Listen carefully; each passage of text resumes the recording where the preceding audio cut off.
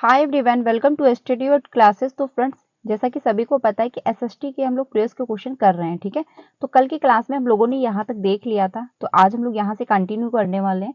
अगर आपने कल की वीडियो नहीं देखी है तो जाकर के देख सकते हैं। उसमें हमने स्टार्टिंग से क्वेश्चन किए, यानी इसमें जो है सोशल साइंस के प्रीवियस का एक पूरा एक सेट है, जिसमें को मैंने 2 पार्ट में डिवाइड कर दिया था। यानी कि कल की क्लास में हम लोगों ने यहाँ तक कवर कर लिया था 60 तक क्वेश्चन। आज हम लोग 61st से स्टार्ट करने वाले हैं, तो आप लोग वो भी क्लास देख लीजिएगा। अगर आप स्टार्टिंग से देखेंगे तो आपको अच्छे से समझ में आएगा। आपको समझ में आएगा कि प्रीवियस के क्वेश्चन जो है एक पूरा सेट आपको समझ में आ जाएगा कि कहाँ से क्वेश्चन कैसे पूछे जाते हैं। ठीक है, तो अगर आपने कल की क्लास नहीं देखी तो जाकर के देख सकते हैं, यही मेरे चैनल पे आपको मिल जाएगी। तो स्टार्ट करते हैं। आज हम लोग यहाँ से ये क्लास डेली आपको 5 बजे मिलती है, तो आप लोग ज्वाइन कर सकते हैं। इसमें हम लोग चैप्टर वाइज न्यू एनसीईआरटी की क्लासेस चलती हैं। साथ ही साथ अब हम लोग प्रीवियस के क्वेश्चन करना स्टार्ट कर चुके हैं, क्योंकि आपका जो एग्जाम है बहुत अब ज़्यादा टाइम बचा हुआ नहीं है। ठीक है, तो इस वजह से अब हम लोग प्रीवियस के क्वेश्चन भी करेंगे एंड साथ ही साथ आपका चैप्टर वाइज क्लासेस भी चलती रहेंगी। तो स्टार्ट करते हैं। यहाँ से आज हम लोग देखने वाले हैं। इसमें जो पहला क्वेश्चन है, इसमें बात कही गई है, निम्नलिखित कथनों में से, ठीक है, ऊर्जा संसाधनों पर असत्य कथन का चयन करिए। यानी जो ऊर्जा संसाधन है उसमें असत्य कथन कौन सा है। तो पहला है, बायोगैस ग्रीन हाउस प्रभाव का कारण होती है। ठीक है, बी सेकंड ऑप्शन है, सौर ऊर्जा नवीकरणीय ऊर्जा है, या फिर ज्वारीय ऊर्जा समाप्य होती है, या फिर पवन ऊर्जा जो है प्रदूषण मुक्त होती है। तो इसमें बात कही गई ऊर्जा संसाधनों में असत्य है, तो आपका थर्ड ऑप्शन सही हो जाएगा। यानी कि ज्वारीय जो ऊर्जा होती है वो समाप्य होती है, यानी कि इसमें आपका थर्ड ऑप्शन सही हो जाएगा। अगले क्वेश्चन पे चलते हैं, 62 पे। इसमें बात कही गई है, निम्नलिखित में से यातायात का कौन सा साधन अधिक दूरी में भारी एवं बड़े आकार वाले सामानों को ढोने के लिए सबसे सस्ता रास्ता है। यानी कि यातायात के दौरान जो भारी सामानें होती हैं एंड जो बड़े आकार की जो सामानें होती हैं उनको ढोने के लिए सस्ता साधन है, यानी उसमें कम पैसे खर्च होते हैं। तो कौन सा होगा इसमें आपका, जल मार्ग है, या फिर रेल मार्ग होगा, या फिर वायु मार्ग होगा, या फिर सड़क मार्ग होगा। तो क्वेश्चन नंबर जो है इसमें आपका फर्स्ट ऑप्शन सही होगा, यानी कि जल मार्ग। अगर जल मार्ग के द्वारा हम वाहनों को, यानी जो सामानें होती हैं, भारी वस्तुएं जो होती हैं, उनको अगर हम ढोते हैं या उनको हम ले जाते हैं या फिर लाते हैं तो उसमें कम खर्च होता है। ठीक है, तो इसमें आपका फर्स्ट ऑप्शन सही हो जाएगा, यानी कि वो जो मतलब ढोने का जो सामान होता है ढोने के लिए सबसे सस्ता है, तो आपका जलमार्ग हो जाएगा। इससे क्या होता है, इसमें आपके कम पैसे खर्च होते हैं। आगे चलते हैं अगले क्वेश्चन पे। अगला है, अपने पर्यावरण को बचाने के लिए जिस प्रकार के संसाधनों का हमें अधिक उपयोग करना चाहिए वह सुझाइए। यानी कि पर्यावरण को बचाना है प्रदूषण से, तो हमको क्या करना है, कौन सा ऐसा संसाधन है जिसका हमको प्रयोग में लाना चाहिए। तो अनवीकरणीय संसाधनों का, या फिर नवीकरणीय संसाधनों का, या फिर मानव निर्मित संसाधनों का, या फिर जो है अजैव संसाधनों का। तो इसमें आपका 2 ऑप्शन सही हो जाएगा, यानी हमको पर्यावरण को अगर बचाना है तो हमको नवीकरणीय संसाधनों का प्रयोग करना चाहिए। ठीक है, तो इसमें आपका इसमें आपका सेकंड ऑप्शन सही हो जाएगा। ठीक है, अगले क्वेश्चन पे चलते हैं। अगला है क्वेश्चन, देखिए जितने भी मैं आंसर आपको बता रही हूँ ऑफिशियल आंसर किसे बता रही हूँ, तो ये डाउट मत रखना कि इसका ये ऑप्शन ना होकर के ये सही होगा। मैं आपको ऑफिशियल आंसर किसे बता रही हूँ, तो जितने भी ऑप्शन आपको मैं बता रही हूँ बिल्कुल भी सही है। अगर आपके एग्जाम में ये क्वेश्चन आ जाएगा और अगर आप जो मैंने आंसर बताया वही टिक करके आते हैं तो आपका 1 नंबर कहीं नहीं जाएगा। ठीक है, तो इसको ध्यान रखना। साथ ही साथ ये प्रीवियस का पूरा एक सेट है, तो इसको अच्छे से समझना, क्योंकि प्रीवियस के क्वेश्चन सीटेड एग्जाम में बहुत बेनिफिट करते हैं, यानी बहुत जो है यहाँ से क्वेश्चन पूछे भी जाते हैं। काफ़ी क्वेश्चन जो है रिपीट भी होते हैं, तो इस वजह से प्रीवियस के क्वेश्चन करना बहुत ज़्यादा जरूरी है। तो इस वजह से अच्छे से ध्यान से समझिएगा। इसमें बात कही गई, एक कक्षा गतिविधि के समय शिक्षक ने विद्यार्थियों से आदिवासी जैसी दिखने वाली गुड़िया का चयन करने के लिए कहा। यानी शिक्षक जो है क्लास में गतिविधियां चल रही थी, यानी क्लास चल रही थी, तो उसमें शिक्षक ने एक बच्चे से कहा कि जो आदिवासी लोग होते हैं, ठीक है, उनसे उन्हीं के जैसे दिखने वाली एक गुड़िया का चयन करना है। तो बच्चों ने क्या किया, अधिकांश विद्यार्थियों ने रंग बिरंगे कपड़े पहने हुए, सिर पर मुकुट लगाए और नृत्य मुद्रा वाली जो है गुड़िया उठा ली। ठीक है, यह व्यवहार क्या दिखाता है, यानी बच्चों ने आखिर ऐसा क्यों किया। तो भेदभाव है, रूढ़िवाद है, या फिर प्रगतिशीलता है, या फिर पूर्वाग्रह है। तो ये सिंपल सी बात है। अब बच्चों की दिमाग में धारणा बनी हुई कि जो आदिवासी लोग हैं वो क्या करते हैं, वो रंग बिरंगे कपड़े पहनते हैं, साथ ही साथ उनके जो सिर पर मुकुट होता है और नृत्य करते हैं, ठीक है, वो डांस वगैरह करते रहते हैं। तो बच्चों में ये धारणा बनाई हुई है सदियों से, उनको ऐसा ही बताया गया है, उनके आसपास ऐसी ही बातें होती हैं कि जो आदिवासी लोग हैं वो ऐसे ऐसे रहते हैं। तो इस वजह से बच्चे ने अपना वही व्यवहार जो है प्रदर्शित कर दिया। तो इसमें आपका 2 ऑप्शन सही हो जाएगा, यानी स्टीरियोटाइप को ये दर्शा रहा है, ठीक है, रूढ़िबद्धता को ये दर्शा रहा है, रूढ़िवाद आपका ऑप्शन सही हो जाएगा। अगले क्वेश्चन पे चलते हैं 65 पे। इसमें बात कही गई किसी के प्रति पूर्वाग्रहित, ठीक है, यानी अगर आप किसी के प्रति पूर्वाग्रही हैं तो होने का अर्थ है, तो ये किसको एक्सप्लेन करेंगे, यानी क्या कैसे पता चलेगा कि आप किसी के प्रति पूर्वाग्रही हैं। तो पहला है उसे नकारात्मक रूप से देखना होगा, या फिर उसे उत्तम यानी श्रेष्ठ मानना होगा, या फिर जो लोग भिन्न है उनका अनादर करेंगे आप, या फिर समूह के सदस्यों के विरुद्ध भेदभाव करना। तो देखिए अगर आप किसी के प्रति पूर्वाग्रहित हैं, ठीक है, पूर्वाग्रही हैं, तो आप उसे नकारात्मक रूप से देखेंगे, ठीक है। साथ ही साथ जो लोग भिन्न हैं उनका आप अनादर भी करेंगे, क्योंकि ये आपको ये फीलिंग आएगी कि ये मेरे समूह से अलग हैं, ठीक है। साथ ही साथ डी जो है समूह के सदस्यों के विरुद्ध जो मतलब विरुद्ध जो है भेदभाव। तो इसमें आपका फर्स्ट सही है, यानी ए सही है, सी सही है और डी सही है, बी ऑप्शन आपका गलत है। तो जहां पे बी है वो आपका कट जाएगा, इसमें आपका फर्स्ट ऑप्शन जो है वो सही हो जाएगा, ठीक है, यानी कि फर्स्ट ऑप्शन आपका सही है। अगले क्वेश्चन पे चलते हैं, आदर्शन और रीजन का क्वेश्चन है। आप में आदर्शन और रीजन के क्वेश्चन बहुत आते हैं, जब से 2022 में ऑनलाइन एग्जाम स्टार्ट हुआ तब से आदर्शन और रीजन के क्वेश्चन बहुत मात्रा में पूछे जाने लगे, ठीक है। तो इनको आप अच्छे से समझ के करना, क्योंकि इसमें ज़्यादा टाइम लगता है, इस वजह से आपको अच्छे से समझ लेना है कि कैसे इनको हमको सॉल्व करना है। तो इसमें जो आदर्शन दिया गया है वो हम लोग देख लेते हैं। संघीय व्यवस्था भारत में सांस्कृतिक विविधताओं की आवश्यकताओं तथा मांगों का पालन करती है। इसमें जो रीजन दिया गया है, यह देश में अभिशासन के बहुल चरण यानी स्थापित करती है, यानी बहुत से चरण जो है वो स्थापित करती है। तो क्वेश्चन नंबर जो 66 है, इसमें आपका 4 ऑप्शन सही हो जाएगा, यानी कि ए और आर दोनों सही हैं, और साथ ही साथ आर जो है वो एक ही सही व्याख्या भी कर पा रहा है, ठीक है। तो इसमें आपका 4 ऑप्शन सही हो जाएगा। देखिए आदर्शन और रीजन के क्वेश्चन सॉल्व करने का सिंपल सा यही तरीका है कि पहले आप देखिए आदर्शन जो दिया गया है वो सही है, यानी जो कथन दिया गया है क्या वो सही है। फिर आपको देखना है जो रीजन दिया गया क्या वो सही है। फिर आपको देखना है कि ये दोनों एक यानी अपनी अपनी जगह पे सही है, या फिर दोनों एक दूसरे के लिए सही है, एक दूसरे की सही से व्याख्या कर पा रहे हैं कि नहीं कर पा रहे। तो आपको ऐसे इन क्वेश्चनों को सॉल्व करना है, ठीक है। अगले क्वेश्चन पे चलते हैं। अगला है क्वेश्चन, बात कही गई निम्नलिखित में से किन घटनाओं की पहचान अनुसूचित जाति और अनुसूचित जनजाति अधिनियम सन 1989 के उल्लंघन के रूप में की गई है, ठीक है। तो इसमें पहला ऑप्शन ऊंची जाति के लोगों द्वारा अनुसूचित जाति के लोगों के विरुद्ध हिंसा, या फिर अनुसूचित जाति समुदाय के सदस्यों को आपत्तिजनक पदार्थ खाने के लिए बाध्य करना, या फिर गैर आदिवासी जो है लकड़ी व्यापारियों को जनजातीय जो भूमि के दोहन की अनुमति देना, या फिर अनुसूचित जाति समुदाय के सदस्य से विवाह करना। तो इसमें बात कही गई इसका उल्लंघन है, ठीक है, जो आपका अनुसूचित जाति एवं जनजाति है। तो इसमें आपका ऑप्शन सही हो जाएगा, यानी 64 का इसमें आपका ऑप्शन 4 सही है, यानी कि ए आपका ऑप्शन सही, बी आपका ऑप्शन सही, सी ऑप्शन सही, आपका डी जो ऑप्शन है गलत है। तो इसमें आपका जिसमें भी डी है वो ऑप्शन आपके गलत हो जाएंगे, ये भी गलत, ये भी गलत, ये भी गलत। इसमें आपका 4 ऑप्शन सही हो जाएगा, ठीक है। अगले क्वेश्चन पे चलते हैं। अगला है क्वेश्चन, इसमें बात कही गई है मध्य भोजन योजना ने विद्यार्थियों में जातिगत जो है पूर्वाग्रहों को कम करने में सहायता की है, यानी जो मिड डे मील जो स्कीम शुरू की गई है, क्लास में जो जो प्राइमरी स्तर के बच्चे होते हैं उनको खाना दिया जाता है, प्राइमरी और उच्च स्तर के जो बच्चे हैं यानी माध्यमिक और प्राथमिक स्कूलों में जो भोजन की व्यवस्था की गई, उसके दौरान बताया जा रहा है कि जो पूर्वाग्रह है उनको कम किया गया है, ठीक है, जो मिड डे मील की योजना लागू की गई है, तथा सामाजिक न्याय को बढ़ावा दिया है। सही विकल्प के चयन द्वारा कथन को समझाइए कि आखिर ऐसा क्यों है। तो पहला ऑप्शन है सभी जातियों के बच्चे एक साथ साथ खाते हैं। तो बिल्कुल सही बात है, क्योंकि क्या है विद्यालय में हर प्रकार का बच्चा है, किसी भी बैकग्राउंड से बच्चा हो, सभी का एडमिशन होता है। तो उसमें क्या है सभी बच्चे एक साथ भोजन कर रहे होते हैं। इसमें रहता है किसी में ये नहीं फीलिंग आती है कि नीची कास्ट के हैं, ये ऊंची कास्ट के हैं, या फिर इनका कैसा भी बैकग्राउंड है, सभी बच्चे एक साथ इंक्लूड करके उसमें एक साथ बैठ के खाना खा रहे होते हैं, ठीक है। तो ये बात तो सही है। बी है कई स्थानों में दलित महिलाओं को खाना पकाने के लिए रखा जाता है। ये भी बात सही है कि कहीं भी ऐसा भी मतलब ऐसी भी व्यवस्थाएं हैं जहाँ पे दलित महिलाएं जो हैं उनको भी खाना बनाने के लिए जो है अवसर दिए जाते हैं। सी है स्कूलों में गरीब बच्चों का प्रवेश लेना कई गुना बढ़ गया है।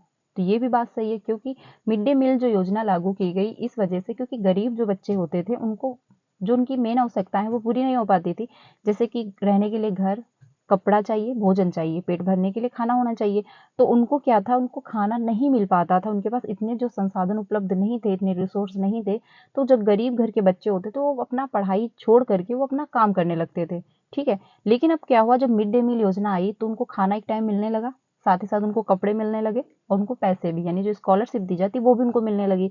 तो इस वजह से जो है गरीब के घर के जो बच्चे थे उनका भी प्रवेश यानी वो भी एडमिशन अपना करवाने लगे, क्योंकि एक टाइम का उनको भोजन मिल जाता था। ठीक है, उस शाम को उनकी छुट्टी हो जाती थी तो अपना काम भी कर सकते थे। साथ ही साथ स्कूल छोड़ने की दरों में भी कमी आई, क्योंकि बहुत सारे ऐसे मतलब बच्चे होते थे जिनको काम करना पड़ता था, क्योंकि उनको अपना पेट भरना है। तो इस वजह से धीरे धीरे क्या होता था, उनका काम में रुचि आ जाती थी और स्कूल वो जाना छोड़ देते थे। तो मैं इसमें भी कमी आई क्योंकि उनको भोजन मिलना स्टार्ट हो चुका था, यानी उनकी जो नीड थी, जो मेन आवश्यकताएं थी वो उनकी पूरी होने लगी थी भोजन के द्वारा। क्योंकि मेन आवश्यकताएं क्या है आपकी, रहने के लिए घर होना चाहिए, कपड़े होने चाहिए, साथ ही साथ भोजन होना चाहिए। जो मेन आवश्यकताएं यही हैं, बाकी तो अदर आवश्यकताएं तो बढ़ती रहती हैं लोगों की। ठीक है, तो इसमें आपका जो ऑप्शन सही हो जाएगा 68 का, इसमें थर्ड ऑप्शन सही है, यानी ABCD, यानी सारे जो ऑप्शन ए हैं सही हैं। तो इसमें आपका थर्ड ऑप्शन सही हो जाएगा। अगला है क्वेश्चन, निम्नलिखित में से कौन से प्रावधान भारतीय न्यायिक व्यवस्था की स्वतंत्रता सुनिश्चित करते हैं, यानी कि भारतीय जो न्यायिक व्यवस्था है उसकी स्वतंत्रता को सुनिश्चित करते हैं। तो पहला ऑप्शन है न्यायाधीशों की नियुक्ति की प्रक्रिया में विधायिका शामिल नहीं होती है, या फिर न्यायाधीशों का निश्चित कार्यकाल है, या फिर न्यायाधीशों के आचरण की जो है संसद चर्चा नहीं करती है, या फिर डी होगा सर्वोच्च न्यायालय के मुख्य न्यायाधीश को शपथ राष्ट्रपति दिलाते हैं। तो क्वेश्चन नंबर जो 69 है इसमें आपका 4 ऑप्शन सही होगा, यानी कि डी ऑप्शन आपका गलत है, और जहां पे डी है वो आपका गलत हो जाएगा, आपका 4 ऑप्शन सही हो जाएगा। ठीक है, आगे क्वेश्चन पे चलते हैं। अगला है क्वेश्चन, इसमें बात कही गई है ऑफिस जाने वाली महिला, ठीक है, जिसे वेतन एवं सम्मान मिलता है, यानी जो महिला है वो ऑफिस जा रही है उसको वेतन भी मिल रहा है, साथ ही साथ सम्मान भी मिल रहा है।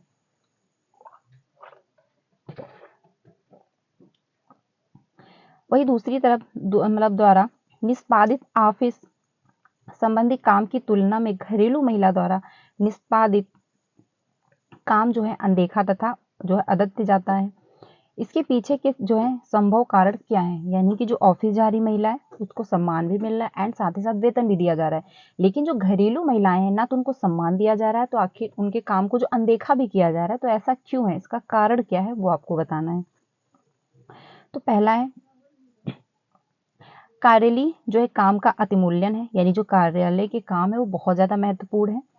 बी मतलब सेकंड ऑप्शन है, यानी 2 ऑप्शन है घरेलू काम के लिए जो कम समय लगता है, यानी जो घर के काम होते हैं लोगों का मानना है कि इसमें कम टाइम लगता है। थर्ड है भारतीय समाज की जो पैतृक व्यवस्था है, यानी भारत में जो लागू व्यवस्था है वो पैतृक है, ऐसा आपका कहना गलत होगा, यहाँ पे मात्रक भी व्यवस्था है, यानी पितृक व्यवस्था ना होकर के मात्रक दोनों भी मानी जाती है भारत में। ठीक है, जो 4 है घरेलू काम का जो अवमूल्यन है, यानी जो घरेलू के काम होते हैं घर के, उनका कोई महत्व नहीं है। तो क्वेश्चन नंबर जो आपका 70 है इसमें आपका 4 ऑप्शन सही हो जाएगा, यानी कि लोगों का मानना ये है कि जो घर के काम होते हैं उनका कोई मूल्य नहीं होता है। इस वजह से जो घरेलू महिलाएं होती हैं उनको ना तो अच्छे से सम्मान दिया जाता है और ना ही उनके कामों की जो है मतलब उनके कामों को भी गौर नहीं किया जाता, साथ ही साथ उनके कामों का अनदेखा भी किया जा रहा होता है। तो मेन रीजन जो है लोगों में ये बना हुआ है कि जो घर के काम होते हैं वो अमूल्य है, यानी कि उनका कोई मूल्य नहीं है। तो इसमें आपका 4 ऑप्शन जो है वो सही हो जाएगा।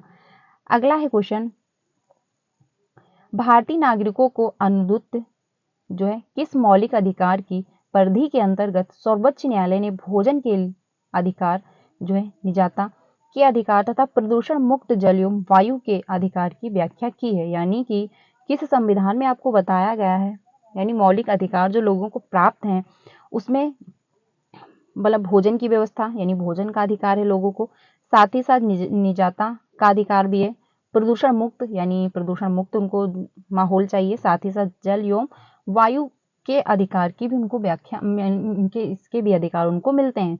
तो ये किस में जो है मेंशन किया गया है? तो आपका अनुच्छेद 19 होगा, या फिर अनुच्छेद 21 है, अनुच्छेद 14 है, या फिर अनुच्छेद 20 है। तो क्वेश्चन नंबर 71 जो है इसमें आपका 2 ऑप्शन सही हो जाएगा। अनुच्छेद 21 में इस बारे में बात कही गई है। ठीक है, इसमें आपका 2 ऑप्शन जो है सही हो जाएगा। अगले क्वेश्चन पे चलते हैं। अगला है क्वेश्चन, भारतीय धर्मनिरपेक्षता अमेरिकी धर्मनिरपेक्षता से भिन्न है। यानी जो भारत की धर्मनिरपेक्षता है और साथ ही साथ अमेरिका की, तो इसमें भिन्न है। दोनों के बीच के भेदों की पहचान करने वाले सही विकल्पों की निम्नलिखित में से पहचान कीजिए। यानी इसमें से आपको बताना है कि कौन जो है दोनों में अंतर कर रहा है, यानी कौन सा ऐसा ऑप्शन है जो भारत की धर्मनिरपेक्षता एंड अमेरिका की धर्मनिरपेक्षता में भिन्नता ला पा रहा है। तो पहला ऑप्शन है, अमेरिका में जो है राज्य और धर्म में से कोई भी एक दूसरे के मामलों में हस्तक्षेप नहीं कर सकता। यानी अमेरिका में ये रूल है कि राज्य और धर्म, ठीक है, दोनों मामले में कोई एक दूसरे के मामले में हस्तक्षेप नहीं कर सकता है। बी है, भारतीय संविधान में अल्पसंख्यकों के अधिकारों की सुरक्षा का प्रावधान है। यानी जो भारतीय संविधान है उनमें क्या है, अल्पसंख्यक जो लोग होते हैं उनके अधिकारों की भी सुरक्षा का उसमें प्रावधान किया गया है। सी है, अमेरिका और भारत दोनों ही राज्य के मामलों और धार्मिक मामलों में स्पष्ट जो है पृथक्करीकरण बनाए रखते हैं, पृथकीकरण जो है बनाए रखते हैं। डी है, अमेरिका में भारत के विपरीत जो है राज्य धार्मिक सुधारों की अनुमति दे सकता है। तो इसमें जो आपका सी ऑप्शन है और डी ये दोनों गलत हो जाएंगे। ठीक है, 72 जो है इसमें आपका 4 ऑप्शन सही होगा। यानी कि ए ऑप्शन और बी, जो ए और बी ऑप्शन है इसके द्वारा हमको पता चल पा रहा है कि जो भारतीय धर्मनिरपेक्षता है एंड आपकी जो अमेरिका की धर्मनिरपेक्षता है वो एक दूसरे से भिन्न है। ठीक है, ए और बी के द्वारा हमको पता चल पा रहा है। तो इसमें आपका 4 ऑप्शन सही हो जाएगा। अगला है क्वेश्चन, सभी व्यक्ति कानून की दृष्टि में समान है। यानी कानून की दृष्टि में जो क्या सभी व्यक्ति समान है, वाक्य का अर्थ है इसमें से आपको बताना है। तो पहला है, सभी नागरिकों को अपने सामाजिक आर्थिक स्तर के अनपेक्ष समान कानून का जो है पालन करना होगा। या फिर कानून की दृष्टि में किसी भी व्यक्ति के साथ उनके नस्ल, वर्ण, धर्म, जाति अथवा जेंडर के आधार पर भेदभाव नहीं किया जा सकता है। यानी किसी भी व्यक्ति के साथ आप जेंडर, नस्ल और धर्म, जाति के आधार पर जो है भेदभाव नहीं कर सकते हैं। ठीक है, सी है, असमानताएं जो है समाप्त हो गई हैं। या फिर यह समस्त नागरिकों के लिए निष्पक्ष अवसर तथा गौरवमय जीवन सुनिश्चित करता है। तो क्वेश्चन नंबर जो 73 है इसमें आपका फर्स्ट ऑप्शन सही हो जाएगा। यानी कि जो आपका सी ऑप्शन है वो गलत है। यानी असमानताएं समाप्त हो गई हैं। तो ऐसा कहना गलत है कि असमानताएं समाप्त हो गई हैं। अधिकार सभी को बराबर दिए गए हैं, जिसकी जो ऐसी नीड है वैसे उनको अधिकार दिए गए हैं। लेकिन जो भारत देश है या फिर कहीं भी समानताओं के साथ साथ असमानताएं भी पाई जाती हैं, और साथ ही साथ असमानताओं के साथ साथ समानताएं भी होती हैं। तो इसमें आपका जो है फर्स्ट ऑप्शन सही हो जाएगा, क्योंकि सी ऑप्शन आपका गलत है। ठीक है, अगला है 74। इसमें बात कही गई, निम्नलिखित में से कौन से जो है युग्म सही सुमेलित हैं। यानी कि इसमें से आपको देखना है कि कौन सा जो युग्म है वो सही सुमेलित किया गया है। ठीक है, तो पहला इसमें जो राजमिस्त्री है वो आपका दहाड़ी मजदूर है, बिल्कुल सही बात है। आपका घरेलू कामगार जो है वो अनियमित मजदूर है। यानी जो घर के काम करने वाले लोग होते हैं वो अनियमित है, उनका कोई टाइम तो नहीं रहता कि एक ही महीने आपको घर का वर्क करना है। ठीक है, जो सब्जी विक्रेता है वो स्वरोजगार है, तो बिल्कुल भी सही बात है, उनका खुद का रोजगार होता है। उनकी इच्छा हुई तो उन्होंने शॉप ओपन की, उनकी इच्छा नहीं हुई तो उन्होंने क्लोज कर दी। ठीक है, तो उनका स्वरोजगार होता है, उनका खुद का ये रोजगार होता है। जैसे ऑटो चलाने वाले व्यक्ति हैं उनका खुद का रोजगार है। वहीं पे आपका जो डी है, दुकान में सुपरवाइजर जो है वो जो क्या होते हैं, व्यवसायी होते हैं। ऐसा कहना गलत होगा, क्योंकि जो दुकान में सुपरवाइजर होते हैं वो व्यवसायी नहीं होते। व्यवसाय का मतलब होता है जैसे खुद का कोई व्यवसाय है आपका, जैसे आप अनाज को ले रहे हो, खरीद रहे हो, फिर बेच रहे हो। ठीक है, तो ऐसे जो व्यवसाय किए जाते हैं वो व्यवसाय के अंतर्गत कहलाते हैं, बड़ी बड़ी कंपनियां जो होती हैं। तो इसमें जो आपका फर्स्ट ऑप्शन सही है, बी सही है और सी सही है। तो इसमें आपका डी ऑप्शन गलत है, और जहाँ पे डी है वो आपका ऑप्शन गलत हो जाएगा। ठीक है, अब जो बचा है बी और मतलब सेकंड और 4 बचा हुआ है। तो 74 जो है इसमें आपका 2 ऑप्शन सही हो जाएगा। यानी कि ए, बी, सी तीनों आपके ऑप्शन जो है वो सही है। इसमें आपका 2 ऑप्शन सही हो जाएगा। अगले क्वेश्चन पे चलते हैं 75 पे। ग्रामीण क्षेत्रों में शहरी क्षेत्रों में बढ़ते जो है प्रवसन के परिणाम स्वरूप शहरों में प्रौद्योगिकी स्थलों के निकट जो है स्लम क्षेत्रों में वृद्धि जो है देखी गई है। ठीक है। इस प्रकार के प्रवसन के कारण हैं, आखिर इसके कारण क्या रहे हैं?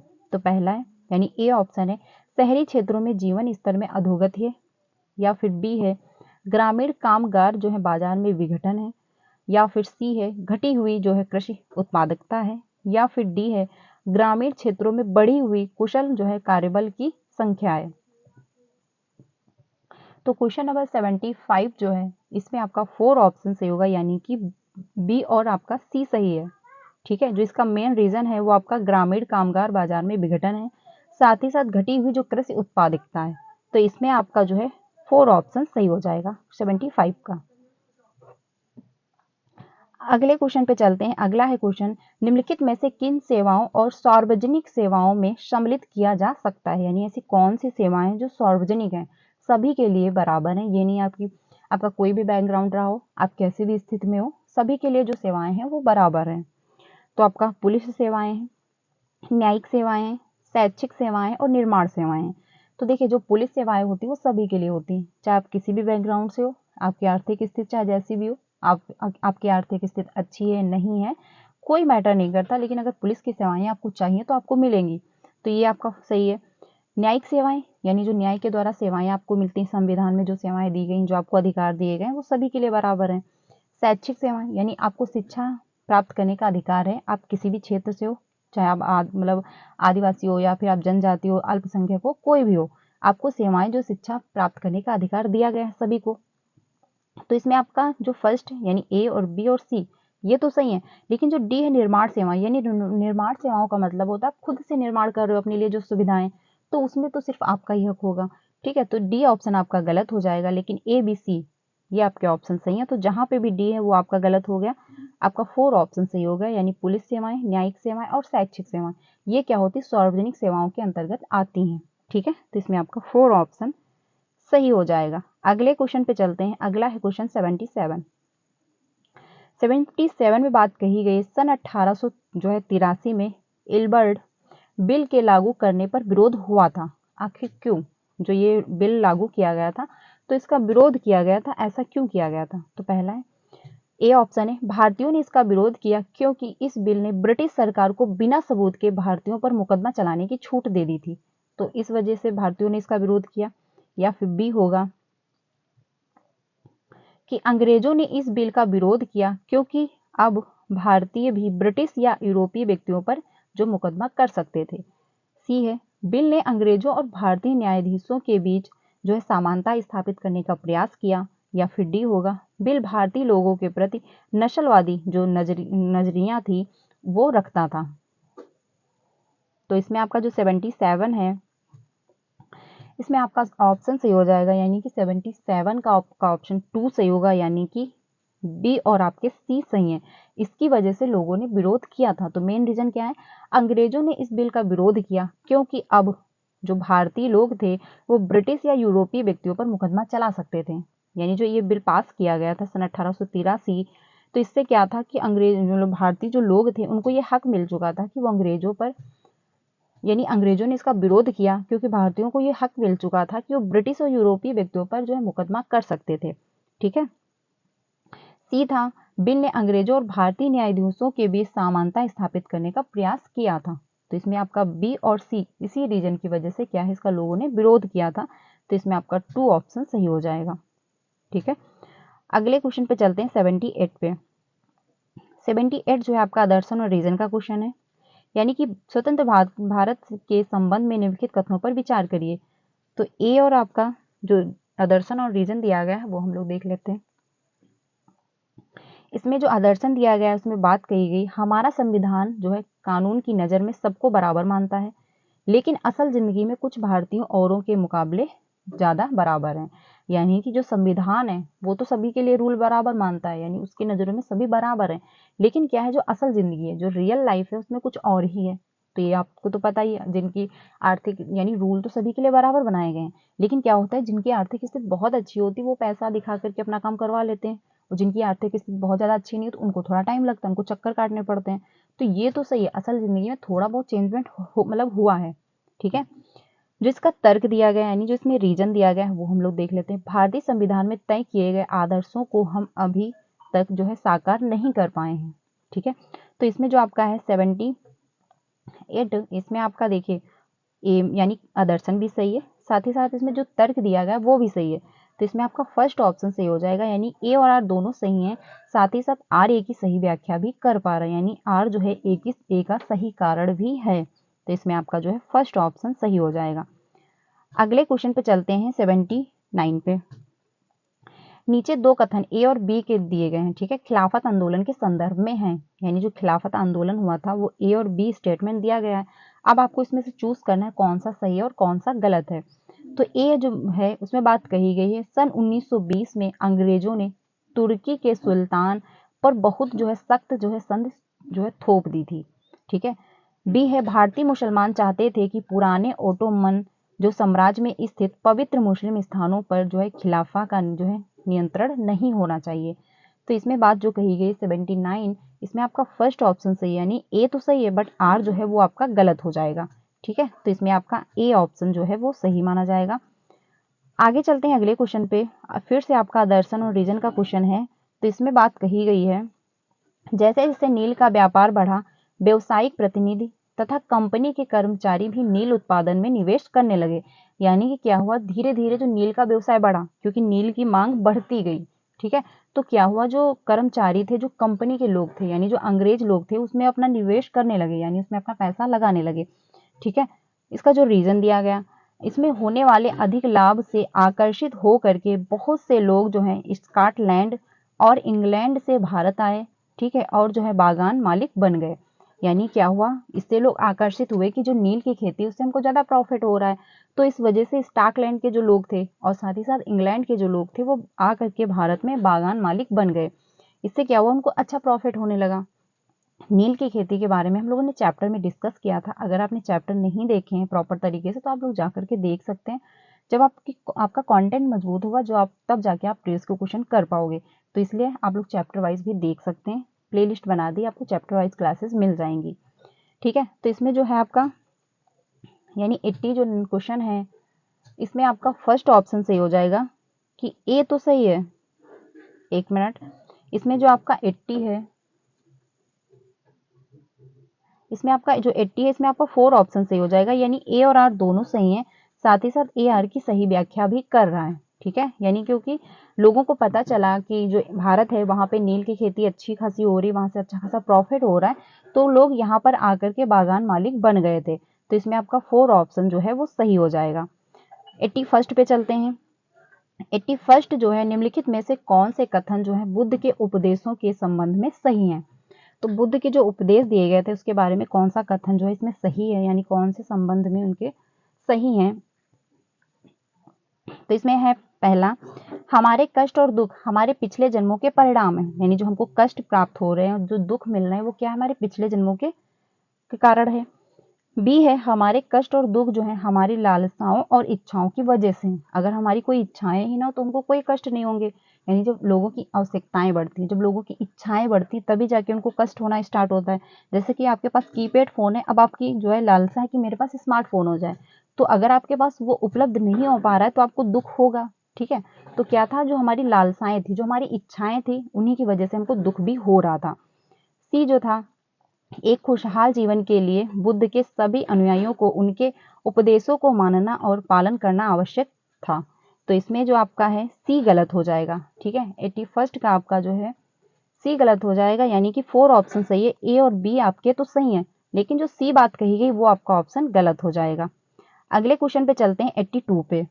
82 जो है 16वीं और 17वीं शताब्दी में यूरोपीय बाजारों में भारतीय कपड़ों की मांग में तेजी आने लगी। यानी क्या हुआ, जब 16वीं शताब्दी आई एंड 17वीं शताब्दी आई तो जो लोग थे यूरोपीय बाजारों में कपड़ों की मांग बढ़ी, ठीक है। भारत के बुनकरों में निम्नलिखित परिवर्तन आए। जो भारत के बुनकर थे उनमें क्या परिवर्तन देखने को मिले जब इसकी मांग बढ़ी। तो पहला है, अधिकारियों लोगों ने कताई, धुलाई और रंगाई का जो धंधा अपना लिया, क्योंकि इसकी जब मांग बढ़ी तो जो बिजनेस ज्यादा फैलेगा लोग उसमें काम करना शुरू कर देंगे। बी जो है, शिल्पकारों के कामकाज में स्वतंत्रता में बढ़ोतरी हुई, उनको स्वतंत्रता मिलने लगी। सी है, डिजाइनों में बहुलता और जो है शिल्पकारों की कलात्मकता में बढ़ोतरी हुई। एजेंटों से पहले ही जो है पेशगी लेकर के काम करने की जो नई प्रणाली लागू की गई, यानी नई प्रणाली जो बनाई गई यानी जो जो एजेंट लोग थे उनसे पहले ही पैसे ले लिए जाते थे, फिर लोग अपना काम करना स्टार्ट करते थे। तो 82 जो है इसमें आपका फर्स्ट ऑप्शन सही होगा, यानी कि ए और डी आपका सही है। ठीक है, जो आपका 82 है इसमें आपका जो ऑप्शन होगा फर्स्ट सही है 82 का, यानी कि ए और डी आपका ऑप्शन सही होगा। तो इसमें आपका फर्स्ट ऑप्शन जो है 82 का सही हो जाएगा। अगले क्वेश्चन पे चलते हैं 83 पे। 83 जो है 83 जो है इसमें बात कही गई है, निम्न जातियों की दुर्दशा पर जो है ज्योतिराव फूले की सन 1873 में आई किताब समर्पित है। तो जो ज्योतिराव फूले हैं इन्होंने एक बुक लिखी थी 1873 में, तो किसको इन्होंने समर्पित किया, यानी किस पर उन्होंने वो जो बुक है वो लिखी है।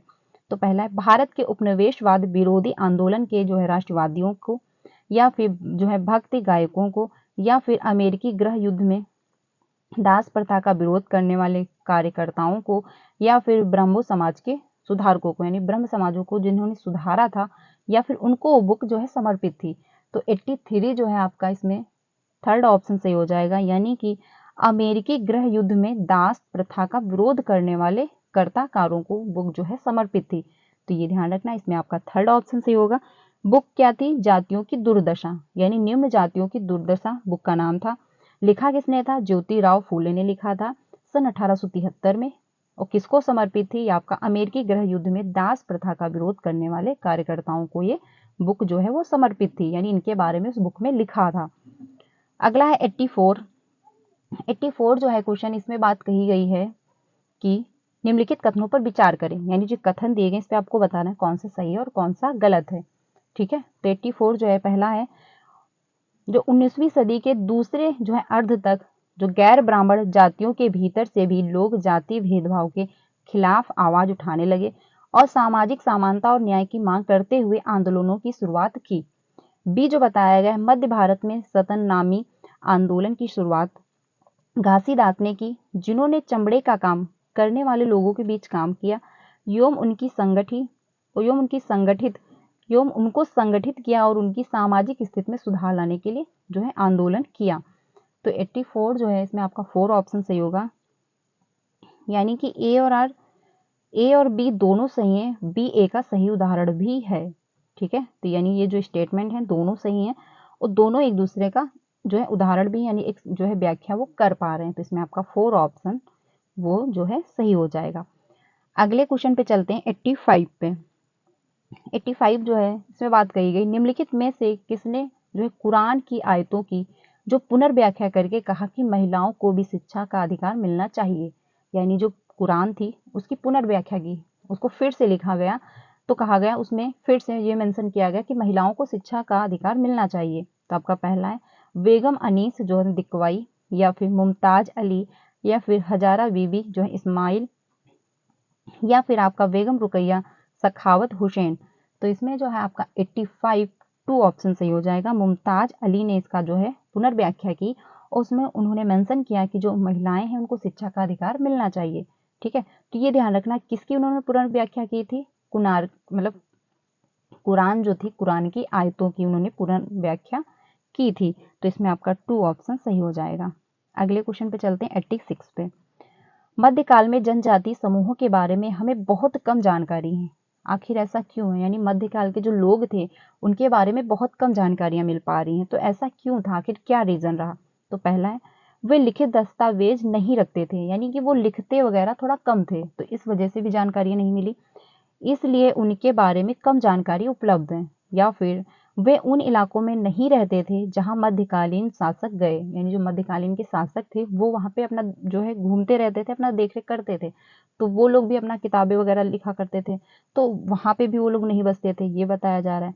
या फिर थर्ड होगा ब्रिटिश शासक के स्थापित होने के बाद ही वे लोगों की नजर में आ पाए, यानी जो ब्रिटिश शासक यानी जब अंग्रेजों का शासन स्टार्ट हुआ तब जाके वो लोगों की नजरों में आए। या फिर वे अलगाव में थे और एकांत में रहते थे, यानी वो समाज से दूर रहते थे, एकांत में रहते थे, वो किसी से संपर्क नहीं करते थे। तो 86 जो है इसमें आपका ऑप्शन सही होगा फर्स्ट, यानी वे लिखित दस्तावेज नहीं रखते थे, यानी वो लिखते नहीं थे। ठीक है, इसीलिए क्या हुआ, उनके बारे में जानकारियां कम मिल पा रही हैं लोगों को। तो इसमें आपका फर्स्ट ऑप्शन सही हो जाएगा, यानी कि इसका जो रीजन है वो आपका फर्स्ट है, इसी वजह से उनके बारे में जो जानकारियां नहीं उपलब्ध हैं। अगला है 87, खुदा की रचना के खाते में उसका जो है ब्यौरा चूंकि मर्दों की सूची में नहीं आता है, इसीलिए इतनी शानदार खूबियों से भी उसे आखिर हासिल क्या हुआ। ठीक है, तो ये जो लिखा गया था ये किसके लिए लिखा गया था, ये लेखांश है 13वीं शताब्दी का। ठीक है, और किसके लिए लिखा गया था, तो आपका जो 13वीं शताब्दी में रजिया सुल्तान थी वो दिल्ली पे शासन कर रही थी, तो ये उन्हीं के लिए लिखा गया था। देखिए ये बहुत निपुण थी और बहुत सुंदर भी थी, लेकिन ये लड़की थी, इस वजह से क्या था कि मतलब पुराने टाइम में यह था कि महिलाओं को बाहर का ज्यादा काम करने नहीं दिया जाता था। ठीक है, तो ये महिलाएं थी, इनको दिल्ली पर राज करने का तो हक मिल गया क्योंकि काफी निपुण महिला थी, इनको बहुत ज्यादा नॉलेज था। लेकिन जो लोग थे वो ये मानते थे, उनके दिमाग में ये बात खटक रही थी कि ये महिला होकर के राज कर रही हैं। तो इस वजह से इन्होंने मतलब इनके पर ये बात लिखी गई थी, क्योंकि इनको बाद में हटा भी दिया गया था दिल्ली से, फिर इनकी मृत्यु भी कर यानी हत्या भी कर दी गई थी। तो इन्हीं के पर ये लाइन लिखी गई थी कि खुदा की रचना के खाते में उनका ब्यौरा है, मतलब ब्यौरा चूंकि मर्दों की सूची में नहीं आता है, यानी ये मर्द नहीं थी, बट इनके जो गुण थे यानी ये काफी निपुण थी, काफी अच्छी, ये मतलब युद्ध भी ये बहुत अच्छा करती थी, लेकिन इतनी खूबियां थी इनके में, काफी अच्छी ये निपुण शासक रही, लेकिन इसके बावजूद भी जो है इनको हासिल क्या हुआ, क्योंकि इनको गद्दी से हटा दिया गया था। तो इसमें जो ये बात लाइन कही गई थी वो रजिया सुल्तान के बारे में ही कही गई थी। तो इसमें आपका 2 ऑप्शन सही हो जाएगा। ये जो लिखा गया था 13वीं शताब्दी में लिखा गया था, तो ये भी ध्यान रखना। आगे चलते हैं 88 पे। 88 जो है 12वीं शताब्दी में जो है प्रयुक्त प्रौद्योगिकी के संबंध में निम्नलिखित में से कौन सा कथन सही है। तो पहला है मेहराबों का निर्माण अधिरचना के भार को स्थानांतरित करने के लिए किया जाता है, या फिर डी होगा मेहराब का जो मध्य भाग जो है आधारशिला कहलाता है, यानी मेहराब का जो मध्य भाग है वो क्या कहलाता है, आधारशिला कहलाता है। तो 88 जो है इसमें आपका फर्स्ट ऑप्शन सही होगा, यानी कि आपका ओनली ए ऑप्शन सही है। ठीक है, मेहराबों का निर्माण जो है अधिरचना के भार को स्थानांतरित करने के लिए किया जाता है, तो इसमें आपका ए ऑप्शन सही हो जाएगा। 89 पे चलते हैं। 89 जो है निम्नलिखित में से कौन से पूरा पाषाण स्थल में चूना पत्थर से बने औजार मिलते हैं, यानी जो पूरा पाषाण काल था उसमें चूना पत्थर से बने औजार मिलते हैं। तो आपका 89 जो है इसमें 4 ऑप्शन सही होगा। हुस्गी जो था इसमें क्या है, चूना पत्थर के औजार बने हुए मिलते हैं, तो इसमें आपका 4 ऑप्शन सही हो जाएगा। अगले क्वेश्चन पे चलते हैं। अगला है क्वेश्चन, लास्ट क्वेश्चन है ये, निम्नलिखित में से कौन सा महाजनपदों के नियमित रूप से कर वसूलने के संदर्भ में सही नहीं है, यानी जो महाजनपद थे वहां पे नियमित रूप से कर वसूला जाता था लोगों से। ठीक है, यानी उनका जैसा भी व्यवसाय हो उस हिसाब से कर वसूला जाता था, तो उसके संदर्भ में कौन सा सही नहीं है। तो पहला है अखेटकों तथा संग्राहकों को भी जंगल से प्राप्त वस्तुएं राजा को देनी होती थी। बी है यानी सेकंड है व्यापार में खरीदी व बेची जाने वाली वस्तुओं पर जो कर लगाया जाता था, तो ये भी बात सही है। जो लोग व्यापार करते थे उसमें वस्तु जो खरीदते थे एंड जो बेचते थे तो उस पर भी कर लगाया जाता था। ज्यादा फसलों पर कर उपज का आधा हिस्सा निर्धारित होता था, यानी जो फसल थी वो आधा, उस पर जो आधे कर्ज लगा दिया जाता था, यानी आधा जो है वो कर्ज के रूप में यानी कर के रूप में आपको दे देना पड़ता था। या फिर है चारवाहों को जानवरों या उनके उत्पाद के रूप में कर देना पड़ता था।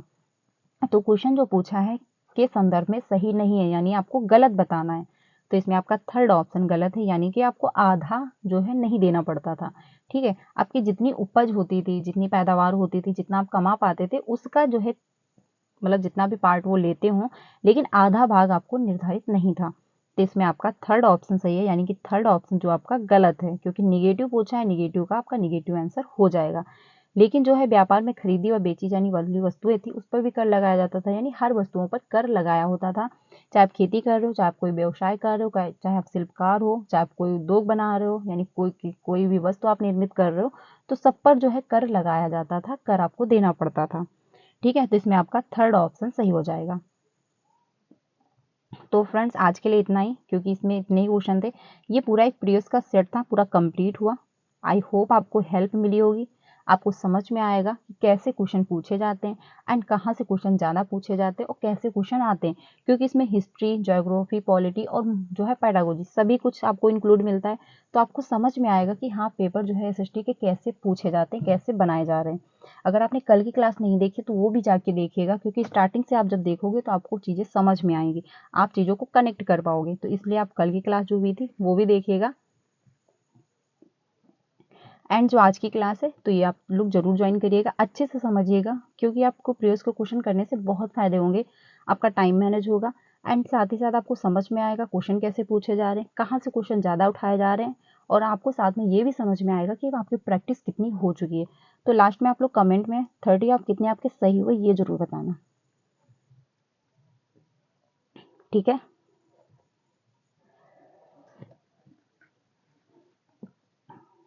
तो आज के लिए इतना ही रखते हैं। वीडियो अच्छी लगी तो उसको लाइक करिएगा एंड अपने सारे फ्रेंड को शेयर करना जो भी सीटेट की प्रिपरेशन कर रहे हैं। ये क्लास डेली 5 बजे मिलती है, तो आप इसको डेली ज्वाइन करिएगा। आपका पेपर 1 हो या पेपर 2 दोनों क्वालिफाई हो जाएंगे। 3 बजे की क्लास में हम लोग प्रीवियस के क्वेश्चन भी कर रहे हैं ऑल सब्जेक्ट के, तो आप लोग वो भी क्लास ज्वाइन कर सकते हैं। मिलते हैं नेक्स्ट वीडियो में। वीडियो अच्छी लगी तो लाइक करना। Thank you.